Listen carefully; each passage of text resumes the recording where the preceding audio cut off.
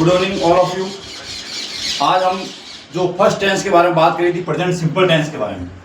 Present simple tense के rule के बारे में हमने पढ़ा था। First rule, second rule, third rule, four rule, five rule.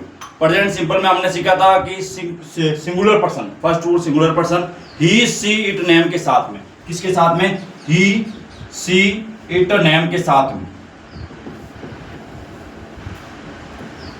Verb की first form plus S E S का यूज करेंगे। और plural person, singular person S P लिख रहा हूं, प्लूरल पर्सन यहां पे है जो आई, वी, यू और दे, इनके साथ में केवल और केवल वर्ब की फर्स्ट फॉर्म का यूज किया जाएगा। जब इनके नेगेटिव सेंटेंस बनाएंगे, इनके साथ में डज नॉट का यूज किया जाएगा और इसके साथ में डू नॉट का यूज किया जाएगा। सिंगुलर पर्सन के साथ में डज नॉट और प्लूरल पर्सन के साथ में डू नॉट का यूज किया जाएगा। जब इंट्रोगेटिव सेंटेंस बनाएंगे तब सिंगुलर पर्सन के साथ में डज प्लस क्वेश्चन मार्क का यूज किया जाएगा और प्लूरल पर्सन के साथ में डू प्लस क्वेश्चन मार्क का यूज किया जाएगा। यहां तक सारे रूल हमने देख लिए थे। इसके बाद में जो छोटा सा टॉपिक बच गया था, एस और ईएस का नियम। एस और ईएस का नियम जो रूल है, एस और ईएस का। एस और ईएस किन वर्ब के अंत में लगता है? जिन वर्ब के अंत में, जिन वर्ब के अंत में C H, S H, X, Z, O हो तो उनके अंत में ईएस का यूज करेंगे।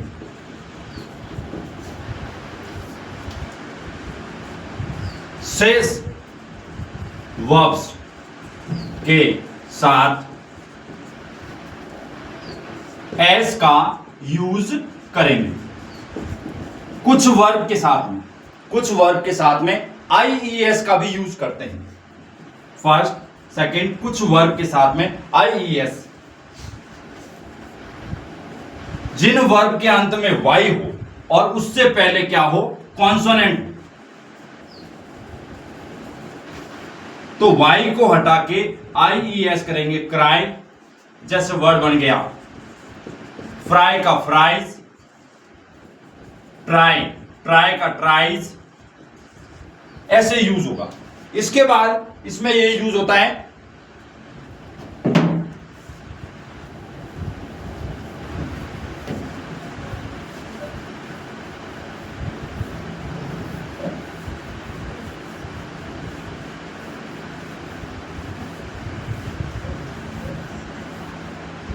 इसके बाद आते हैं अपना फॉर्मूला। सेंटेंस कैसे बनाएंगे? फॉर्मूला कह सकते हैं, सिंटैक्स कह सकते हैं। सब्जेक्ट, वर्ब की first form S and ES, object and other complement.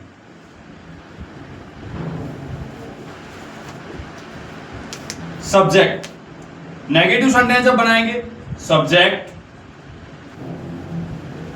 Do not, does not, verb की first form, object and other complement. मैं शॉर्ट में लिख रहा हूं ओसी। इंट्रोगेटिव में डू और डज,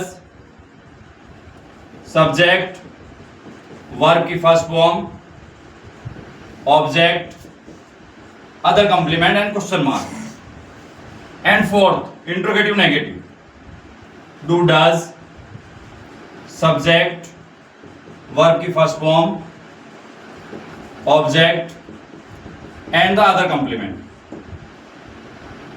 यहां नॉट का यूज होगा। थर्ड नंबर इंट्रोगेटिव नेगेटिव में यहां नॉट का यूज होगा सब्जेक्ट के जस्ट बाद में। अब एग्जांपल लेते हैं हम सिंपल का। राम बाजार जाता है। राम क्या है यहां पे? सब्जेक्ट। बाजार यहां पे क्या है? ऑब्जेक्ट। जाता है पहले ही बताया था मैंने हिंदी पहचान में, वाक्यों के अंत में ता है, ती है, ते हैं। यहां ये क्या है? वर्ब। राम क्या है? सिंगुलर पर्सन है। राम क्या है? Singular person. सिंगुलर पर्सन के साथ में वर्ब के साथ में क्या आता है? एस और ईएस। ईएस का रूल बताया मैंने। यहां वर्ड है गो, जाने को कहते हैं गो। यहां पे वर्ब के अंत में क्या है? ओ, तो क्या आएगा? ES. Ram goes to market. अब नेगेटिव सेंटेंस क्या बनेगा? Ram does not go to market. अब interrogative sentence, does Ram go to market. Does Ram not go to market. Simple sentence, negative, interrogative and interrogative negative. एक सेंटेंस के चारों भाग। ये रहा सिंगुलर पर्सन, ये तो सिंगुलर पर्सन का एग्जांपल है। अब है प्लूरल पर्सन। हम अंग्रेजी पढ़ते हैं। प्लूरल पर्सन है यहां पे। हम सब्जेक्ट, अंग्रेजी, ये क्या है? ऑब्जेक्ट, ये है वर्ब।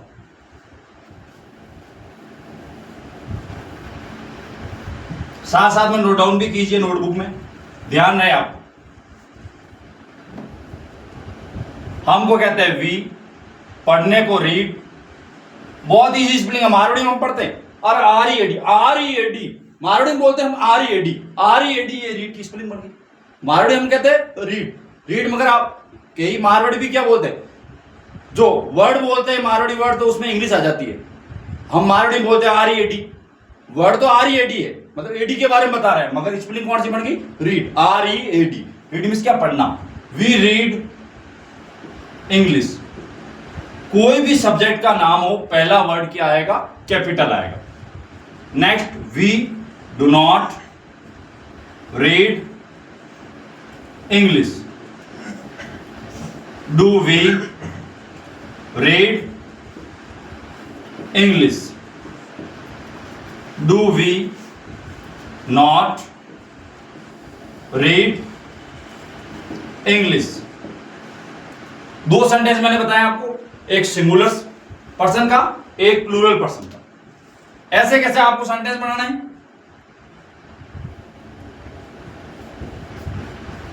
तुम जयपुर जाते हो।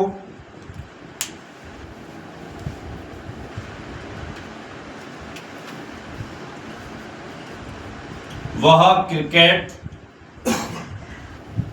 खेलती हैं।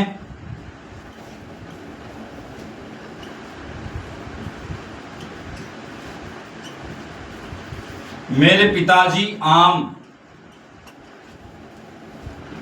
खरीदते हैं। गर्मी का मौसम है, आम तो खरीदना ही।